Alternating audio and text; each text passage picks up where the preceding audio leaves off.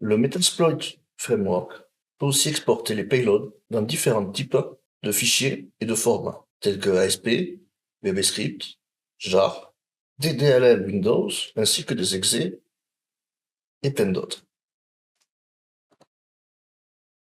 Allons dans notre machine Kali et regardons un exemple.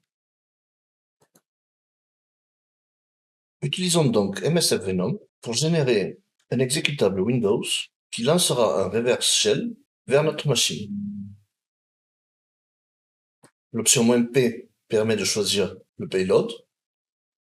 Ensuite, lhost et lport nous demandent de choisir une adresse IP vers laquelle celui-ci se lancera, ainsi qu'un numéro de port. Finalement, "-f est pour choisir le format de sortie du fichier, exe dans notre cas, et "-o pour lui donner un nom. Lançons cette commande et voyons ce qu'il se passe. Celle-ci vient de se terminer à l'instant, et nous voyons qu'un fichier a été généré. Regardons le type de fichier qu'il s'agit grâce à la commande file. Regardons le type de fichier auquel il s'agit en utilisant la commande file. File, shell, reverse. Et nous voyons que c'est un exécutable pour Windows. Le code qui est incrusté dans ce fichier peut être encodé ou chiffré en utilisant les différents encodeurs présents dans Metasploit.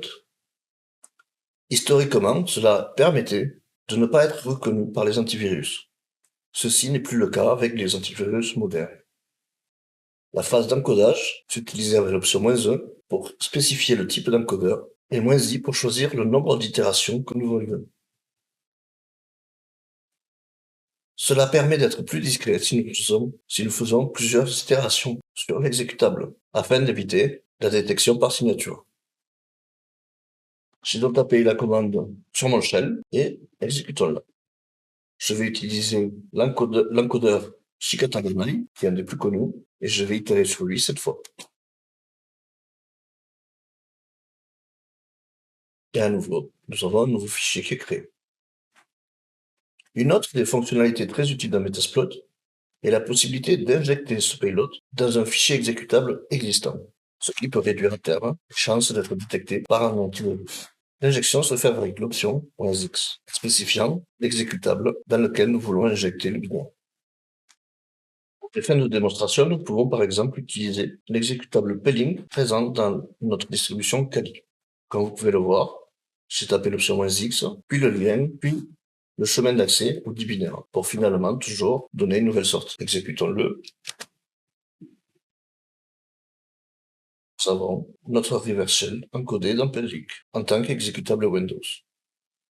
Ces exécutables peuvent être très utiles dans le sens où, si l'on désire faire une attaque sur les ordinateurs clients, en faisant en sorte qu'ils installent d'eux-mêmes des backdoors.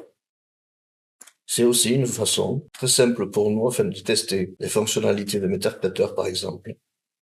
Vos cibles peuvent très bien exécuter ce binaire sans faire attention aux conséquences. Il ne se passerait rien du côté client, du moins du point de vue de l'attaqué. Par contre, nous aurions un payload qui se connecterait vers notre machine.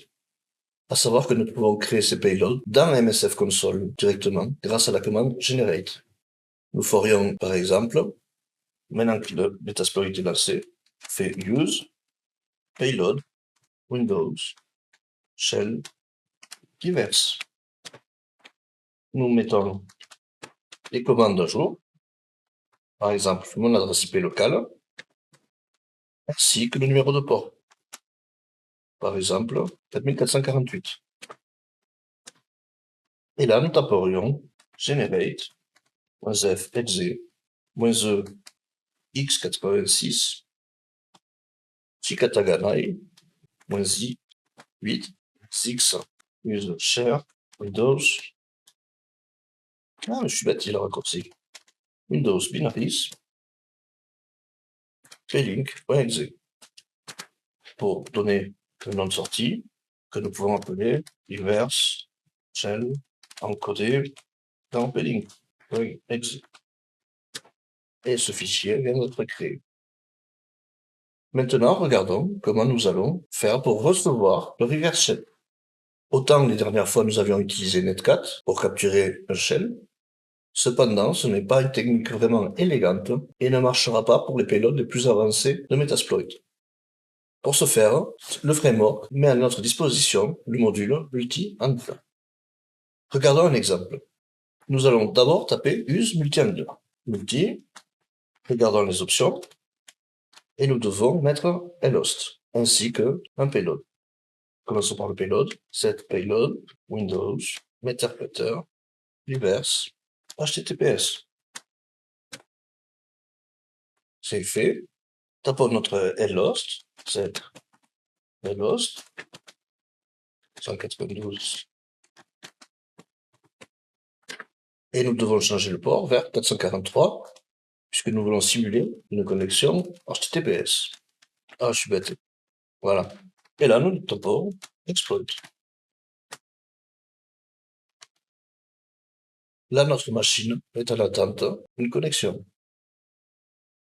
Pour pouvoir me connecter à ma machine Kali, je vais devoir donc créer l'exécutable qui va se connecter vers elle, en respectant les données que j'ai rentrées.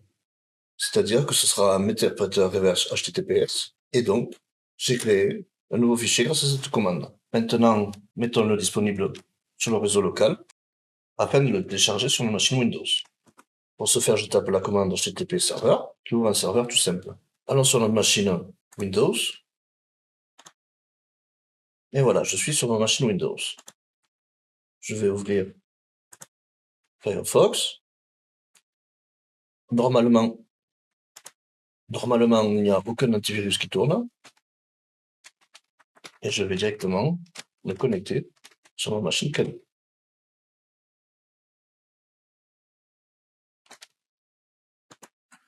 J'ai 2-3 avertissements, mais j'accepte. Ah, c'est pas ce à quoi je m'attendais. Excusez-moi, j'ai trouvé, je me suis tout simplement trompé de port. Et nous devons rajouter le point 8000. Alors, si vous avez la même erreur que je viens d'avoir, il suffira d'aller là et d'effacer le S de HTTP. Et là, nous avons donc accès au dossier et nous allons télécharger https.exe. Lançons-le. Logiquement, nous avons Spark Screen qui bloque parce qu'il ne reconnaît pas, parce qu'il n'y a pas de signature sur le fichier. Mais j'exécute quand même. Et j'ai été détecté. Alors que je croyais avoir tout enlevé. Vérifions quand même si nous avons. Alors voyons. Centre de sécurité.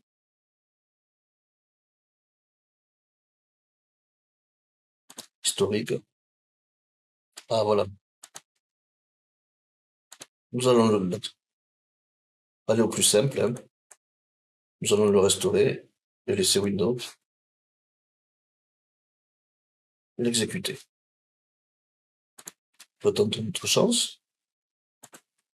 Hop. Et nous voyons qu'il ne s'est rien passé. Si j'avais fait en sorte qu'il soit par exemple dans un fichier tel que calc, j'aurais eu la calculatrice qui serait apparue. Là, c'est un fichier tout simple. Et regardons ce qui s'est passé sur le machine Kali. Et nous voyons que nous avons une connexion. Si nous nous étions amusés à surveiller le réseau, nous n'aurions rien remarqué de particulier. Cette connexion serait apparue comme une connexion HTTPS typique, donc très difficile à détecter, du moins du point de vue réseau. Maintenant, regardons quel format, à part exécutable, nous propose MSFN. Faisons une liste des formats.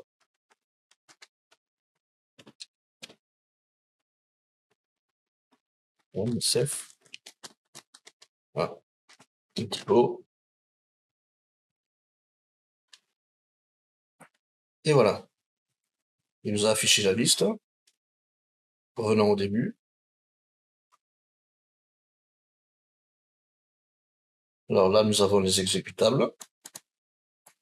Nous avons les DLL, les ASP, exe en ligne, HTA, MSI, MSI non UAC, OSX, Python, EBS. Voilà. Nous avons le choix. Par exemple, typiquement, les HTA push, VBA et VBA push peuvent être injectés dans du code HTML traditionnels ou dans des macros Office pour être utilisés avec Word et Excel. Maintenant que vous avez compris les bases de Metasploit et qu'il ne vous manque plus qu'à pratiquer, vous pouvez par exemple voir les options un peu plus avancées. Je vais sortir de cette session Interpréteur et je suis dans Multi-Anime. Tentons une chose. Show Advanced. Et là, nous avons toute une série d'options supplémentaires. Et là, nous avons toute une série d'options supplémentaires pour optimiser notre payload. Par exemple, typiquement, cette option, nous la voudrions en true, puisque le payload que nous enverrons à la machine peut lui aussi être détecté par l'antivirus, dont il serait intéressant que lui aussi soit encodé. Une autre option très utile, c'est Autorun Script, puisque nous ne savons pas forcément à quel moment notre payload va arriver. Nous ne savons pas quand le client va se connecter ou quand il va exécuter le fichier. Donc nous pouvons lui demander de lancer un script automatiquement à chaque fois qu'une session Interpréteur est lancée. Je vous invite à les lire et à vous intéresser à toutes les options possibles. N'hésitez pas à utiliser la commande info, comme vous le suggère lui. N'hésitez pas à refaire tous les exercices chez vous dans votre propre laboratoire.